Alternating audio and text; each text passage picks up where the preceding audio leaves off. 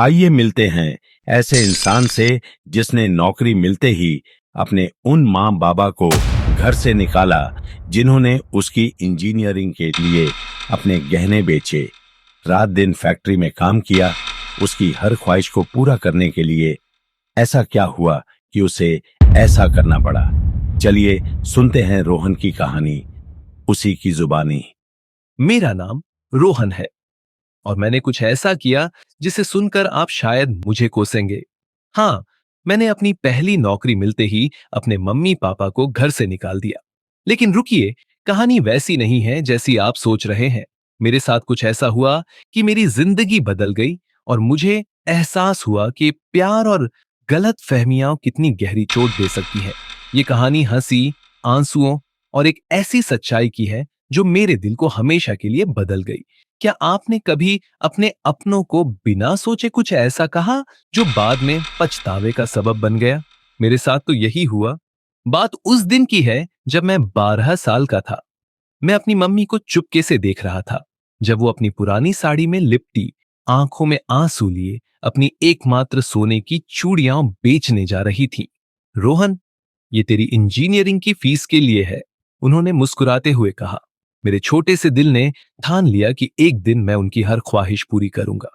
मेरे पापा ने भी अपनी नींदें हराम की, रात रात भर फैक्ट्री में काम किया ताकि मैं पढ़ सकूं। उनकी हर सांस में मेरे सपने बसे थे। और आज जब मुझे एक टॉप टेक कंपनी में मेरी ड्रीम जॉब मिली, मैंने सोचा अब उनकी बारी है। मैंने मम्मी पापा के लिए एक लग्जरी क्रूज वेकेशन बुक किया, 2 हफ्ते का समंदर का सफर जहां वो सिर्फ हंसें और आराम करें। लेकिन मैं चाहता था कि यह एक धमाकेदार सरप्राइज हो। यहां से मेरी कहानी में हिलेरियस गलत फहमी शुरू होती है।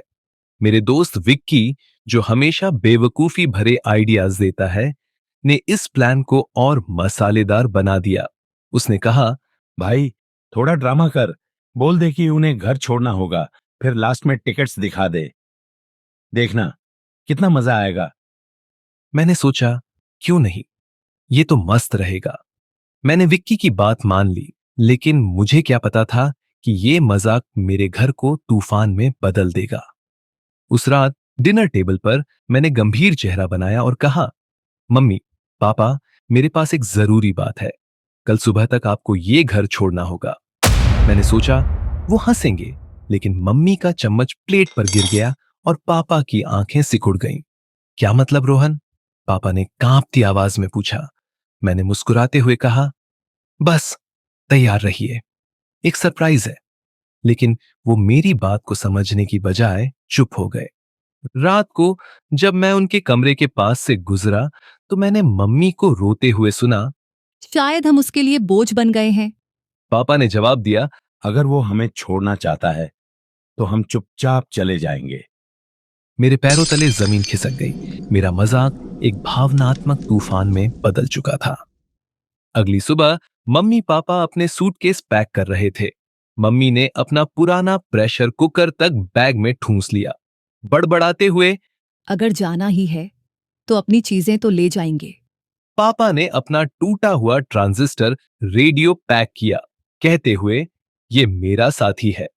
मैं नीचे आया, टिकट्स हाथ में लिए और बोला, अरे आप कहां जा रहे हैं? तूने हमें जाने को कहा था, मम्मी ने टूटती आवाज में कहा। मैं हंसा, अरे मैं तो बस। लेकिन मेरी बात पूरी होने से पहले हमारी पड़ोसन मिसेस कपूर, जो हमेशा गॉसिप की भूखी रहती थीं, कुछ पड़ोसियों के साथ अंदर घुस आईं। रोहन, ये क्या बेहूदगी है? तेरे माता पिता ने तेरे लिए सब कुछ किया, वो चिल्लाई। मैं घिर गया। कोई बोला, पुलिस बुलाओ। कोई चिल्लाया, ये तो शर्मनाक है। तभी मेरी छोटी बहन रिया, जो क्रूज के बारे में जानती थी, ने कराओके का माइक पकड़ा और चिल्लाई। सब चुप हो जाओ। सन्नाटा छा गया। मैंने मौका लिया। मम्मी पापा, मैं आपको निकाल नहीं रहा था। मैं आपको एक क्रूज वेकेशन का हृदय स्पर्शी सरप्राइज देना चाहता था। मैंने टिकट्स दिखाए। देखिए, यह आपके लिए है। आपने मेरे लिए इतना किया, ये मेरा धन्यवाद है। सबके चेहरों पर पहले हैरानी, फिर खुशी छा गई। मम्मी की आंखों में आंसू आ गए, लेकिन इस बार खुशी के। हमने तो सोचा तू हमें सच में निकाल रहा है, उन्होंने हंसते हुए कहा। मिसेस कपूर ने शर्मिंदगी से सिर झुकाया। अरे, मैंने तो गलत समझ लिया। मैंने हंसते हुए कहा, कोई बात नहीं, ये एक हिलेरियस मिसअंडरस्टैंडिंग थी। हमने क्रूज पर चढ़ाई की। ये एक शानदार अनुभव था। लग्जरी केबिन, स्वादिष्ट खाना और नाच गाना। पापा, जो कभी नहीं नाचते, ने एक बॉलीवुड गाने पर थिरकने की कोशिश की और फिसल गए, जिससे सब हंस पड़े। मम्मी ने शिप की किचन में जाकर चाय बनाने की जिद की, ये कहते हुए, ये कॉफी वाली चाय थोड़ी है। स्टाफ हैरान था, लेकिन उनकी मासूमियत पर हंस पड़ा। मुझे लगा कि अब सब ठीक है, लेकिन कहानी में अभी अनपेक्षित ट्विस्ट बाकी था। 5वीं रात को क्रूज पर एक सांस्कृतिक इवेंट था, जहां पैसेंजर्स अपनी कहानियां शेयर कर रहे थे। तभी मिस्टर और मिसेस गुप्ता, एक बुजुर्ग दंपति, स्टेज पर आए। वे शिप पर मजदूर थे, फर्श साफ करते, खाना सर्व करते। उनके हाथ कांप रहे थे और चेहरों पर उदासी थी। मिस्टर गुप्ता ने कहा, नमस्ते, हम आपको अपनी कहानी सुनाते हैं। उनकी आवाज में दर्द था। उन्होंने बताया कि कई साल पहले उनके बेटे ने उन्हें वेकेशन का वादा किया था। आप दोनों थोड़ी सी सैर कराओ, उसने कहा। उसने उन्हें क्रूज पर भेजा, लेकिन यह एक झूठ था। जब वे गंतव्य पर पहुंचे, तो पता चला कि उसने उनका घर बेच दिया और पैसे लेकर गायब हो गया। उनके पास न घर था, न पैसे।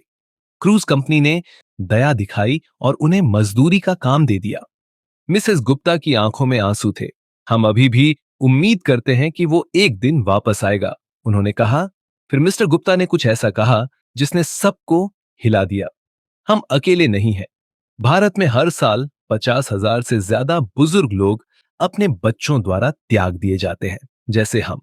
उन्होंने हेल्पेज इंडिया जैसे संगठनों की रिपोर्ट का हवाला दिया, जो इस कड़वी सच्चाई को उजागर करती है। सभागार में सन्नाटा छा गया। मम्मी पापा और मैं एक दूसरे की ओर देखने लगे। हमारे दिल भारी हो गए।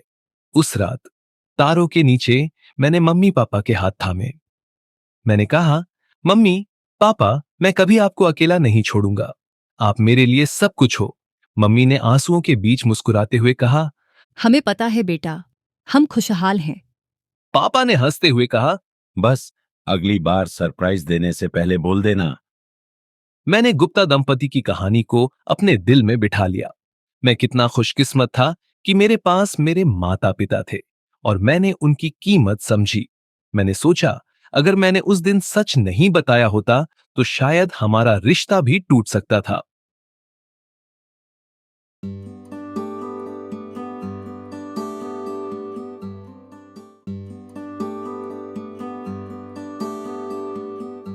अगर आपको कहानी अच्छी लगी तो लाइक और शेयर करें और हमारे चैनल को सब्सक्राइब करें।